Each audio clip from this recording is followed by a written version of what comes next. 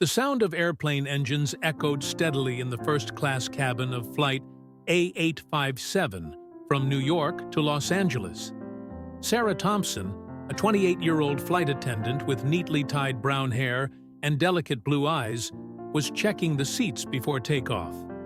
The air in the airplane cabin smelled faintly of leather from the new seats, mixed with the scent of coffee and cakes that had just been served.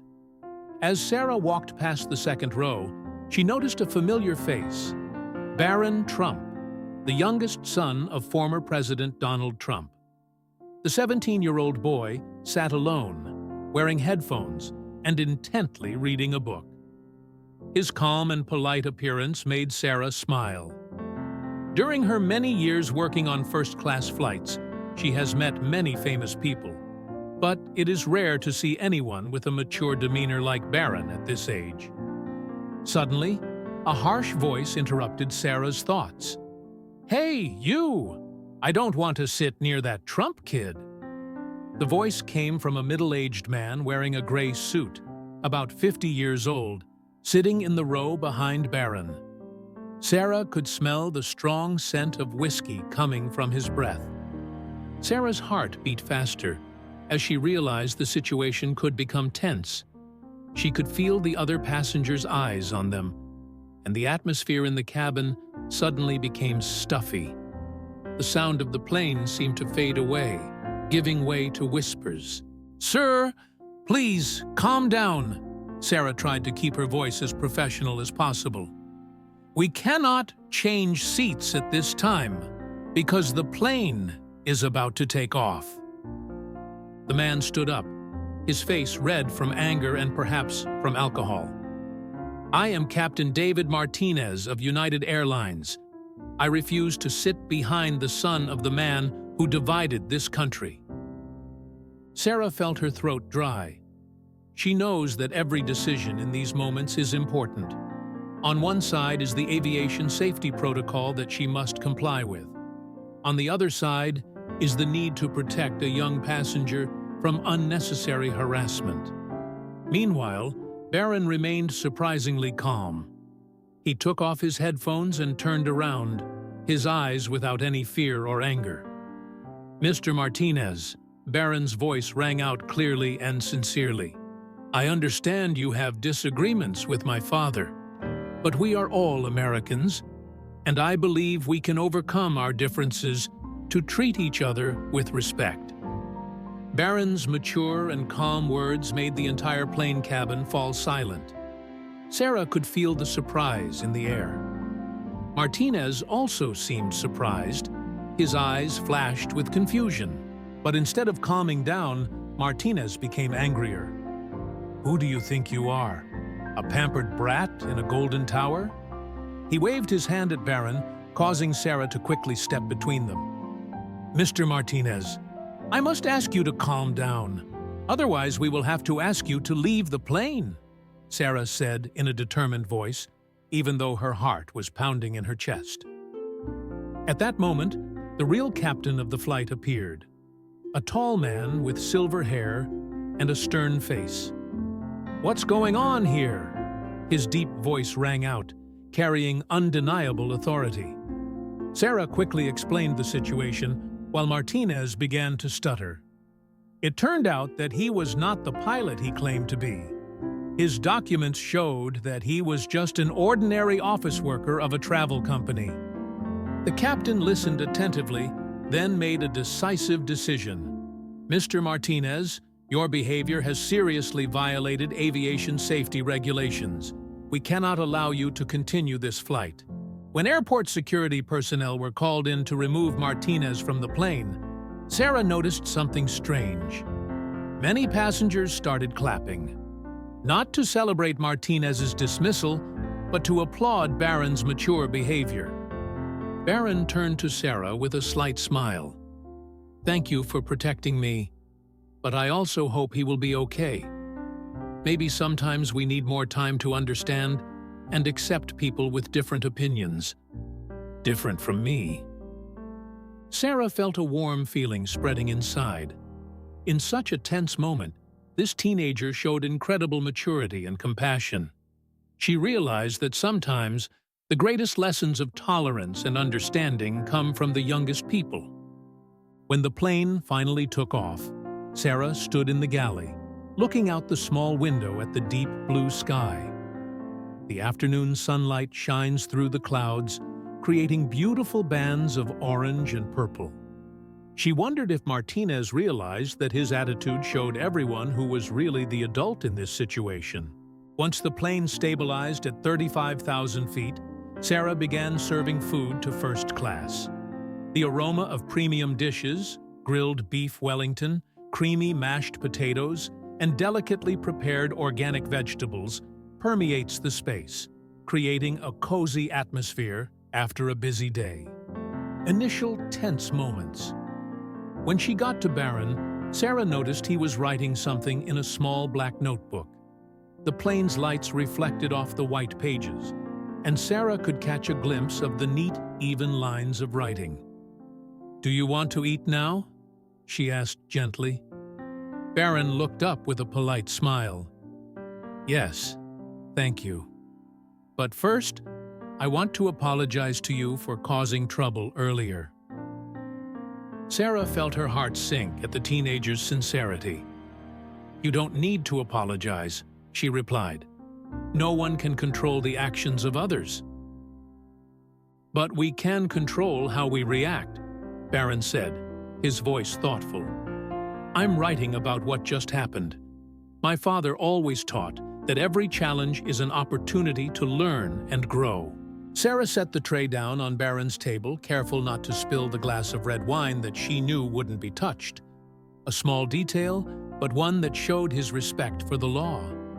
The aroma of truffle sauce wafts through the air, mingling with the gentle wood scent from the airplane cabin. "Can you confide your thoughts?" Sarah asked, while delicately arranging the napkin on Barron's lap. She noticed that his hands were shaking slightly, perhaps still lingering from the previous incident. Barron closed the notebook and put down his pen. "I'm thinking about Mr. Martinez," he said, "about how anger can make us forget our humanity. He's not a bad person. He's just a victim of prejudice and fear." Sarah sat down in the empty chair next to her, listening. The sound of the plane's engine still rang out like a gentle background music. "You know," Barron continued, "when I was a child, I often wondered why so many people were prejudiced against my family. But then I realized that those prejudices taught me the value of family, understanding and forgiveness." A slight vibration from the plane caused the glass of water on Barron's table to vibrate slightly, small ripples spreading across the clear surface. Sarah thinks about the ripples of change that one small action can create in a life. "I've seen a lot of tense situations on airplanes," Sarah shares, "but it's rare to see anyone who can stay calm and treat others with the respect that you do." Barron looked out the window, where white clouds were drifting below like giant cotton balls. Sometimes, standing high up, looking down at the world, helps us realize how small the differences between people are. From this height, we cannot distinguish who is a Republican and who is a Democrat, who is rich, who is poor. Sarah felt a chill run down her spine, not from the cold, but from the profound understanding in the teenager's words. She could hear the soft chatter of the other passengers, everyday sounds that reminded her that life went on, no matter the turmoil. "You know," Sarah said after a moment of silence, "I think what happened today will make a lot of people rethink how they view other people." Barron nodded and began to enjoy his meal. "I hope so. But more importantly, I hope Mr. Martinez will be okay. Maybe this is a lesson for him too. That hate only hurts oneself more than others." When Sarah stood up to continue her work, she heard a passenger sitting nearby say quietly to the person next to her, "It's hard to believe a boy this age can think so clearly." During the rest of the flight, Sarah noticed something had changed in the air of the cabin. The conversations between passengers became deeper. The looks became warmer. Occasionally, she caught a few people sneaking glances at Barron with undisguised admiration. As the sun begins to set, the brilliant sunset light pours through the small windows, tinting the cabin space with a warm orange color. Sarah was preparing drinks for the final serving when a passenger handed her a piece of paper. "We wrote a letter," the man said, "on behalf of all the passengers, to thank little Trump and you for showing us a valuable lesson in tolerance." Sarah held the letter, feeling the smoothness of the page under her fingertips. She could smell fresh pen ink and see the scribbled signatures covering the back of the paper. In the seemingly cold and impersonal plane cabin, a small community formed, connected by a moment of understanding and humanity. As the plane began to descend to prepare to land in Los Angeles, the city lights sparkled below like millions of stars falling to the ground. Sarah was checking the seatbelts when her phone vibrated in her pocket. A notification from Twitter was circulating about the incident on the flight. A passenger filmed the entire situation and posted it on social networks. The video quickly attracted millions of views, with the hashtag #Barron Teaches Kindness trending. Sarah felt worried. She didn't want this to become another media scandal, but it seemed to be spiraling out of control. The sound of the plane's engines gradually decreased as they approached LAX airport, creating a deep sound like the whisper of fate. The lights in the cabin were now brighter, reflecting on the tired but thoughtful faces of the passengers. Barron also seemed to realize the attention was on him. He sighed softly, a sound as light as falling leaves, as he read the messages on his phone.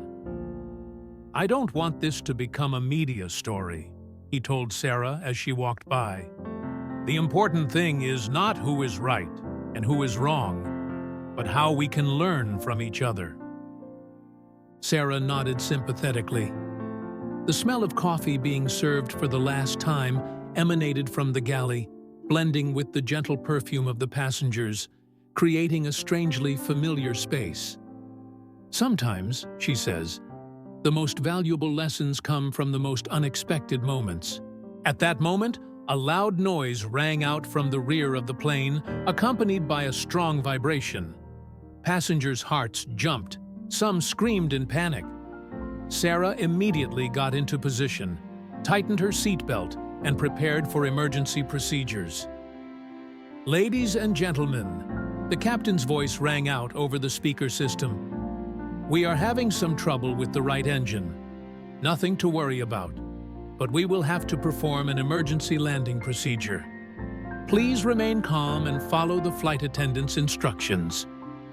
Sarah felt the tension rising in the cabin. Cold sweat ran down her spine, but her voice remained calm as she guided passengers through safety procedures.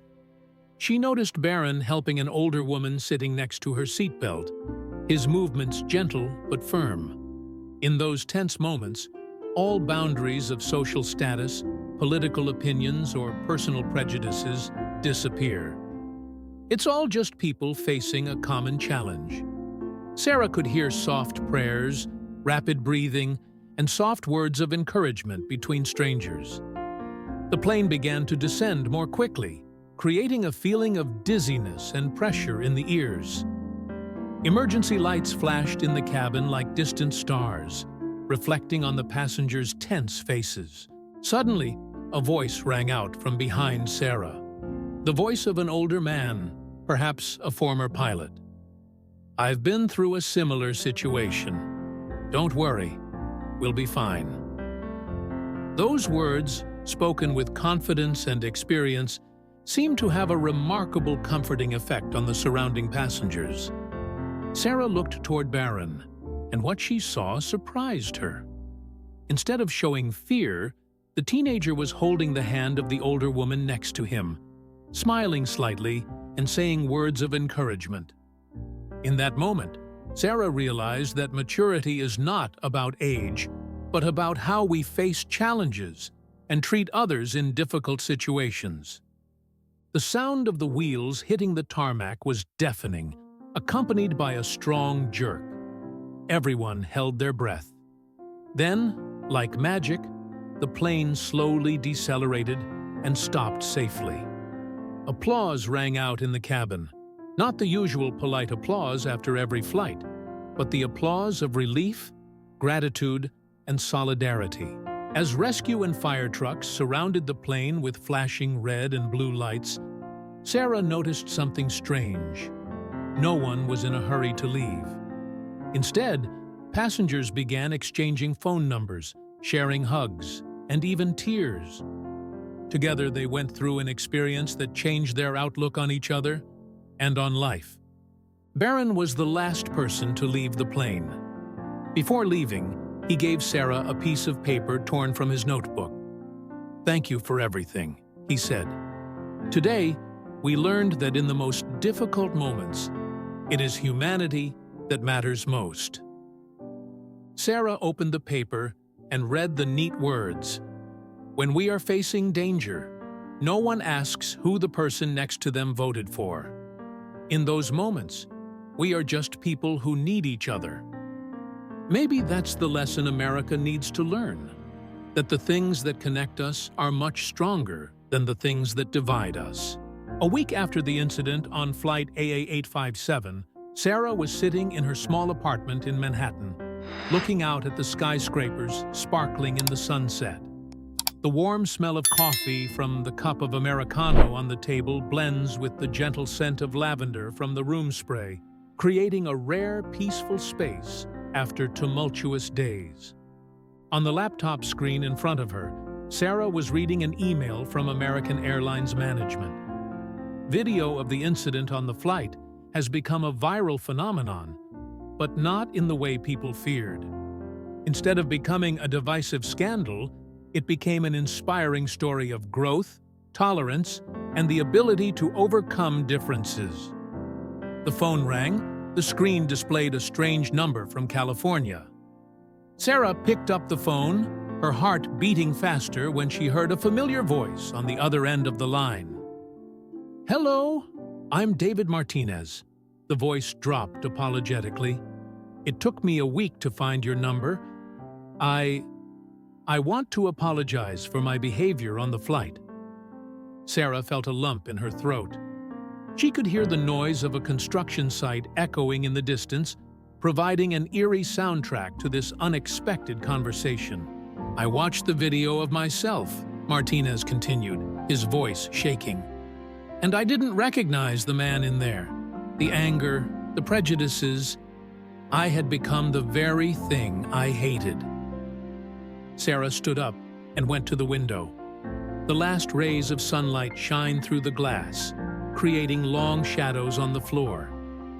"Mr. Martinez," she said softly, "we all have moments when we're not the best versions of ourselves." "You know," Martinez sighed, "after I got off the plane that day, I sat alone in the airport for hours. I thought about how Barron reacted, his maturity, his tolerance, and I realized that it was my prejudices that made me blind."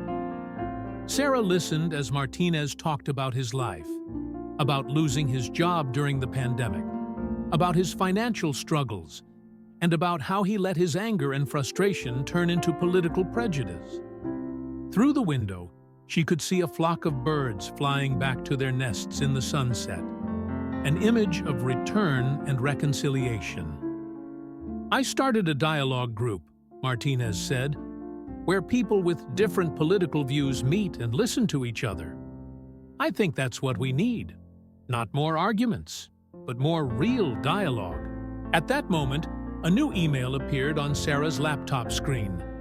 It was a letter from the organizers of an aviation conference inviting her to share about how to handle a crisis situation on a flight. But what surprised her more were the names of the panelists, Barron Trump and David Martinez. "Mr. Martinez," Sarah said, "I just received an interesting email. Perhaps we will have a chance to meet again, but this time under better circumstances." When Sarah told Martinez about the conference, she could hear his laughter of relief. "Maybe this is my chance to apologize to Barron in person," he said. "And perhaps our story can help others understand that it's never too late to change." After the call, Sarah opened the window, letting the cool breeze of the Manhattan evening flow into the room.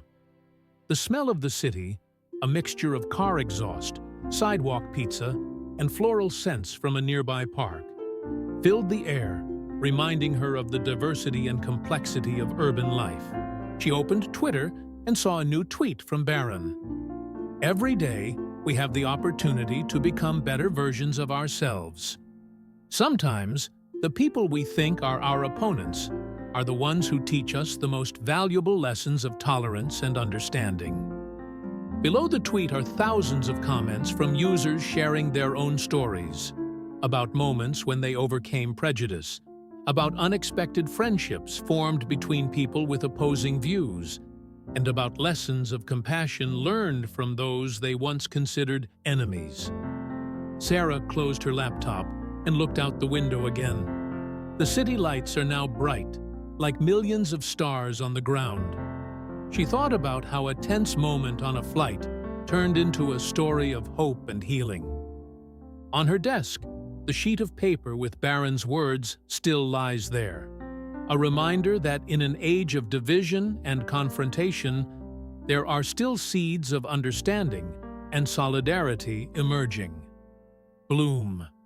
And sometimes, those seeds grow from the most unexpected moments, at unexpected heights.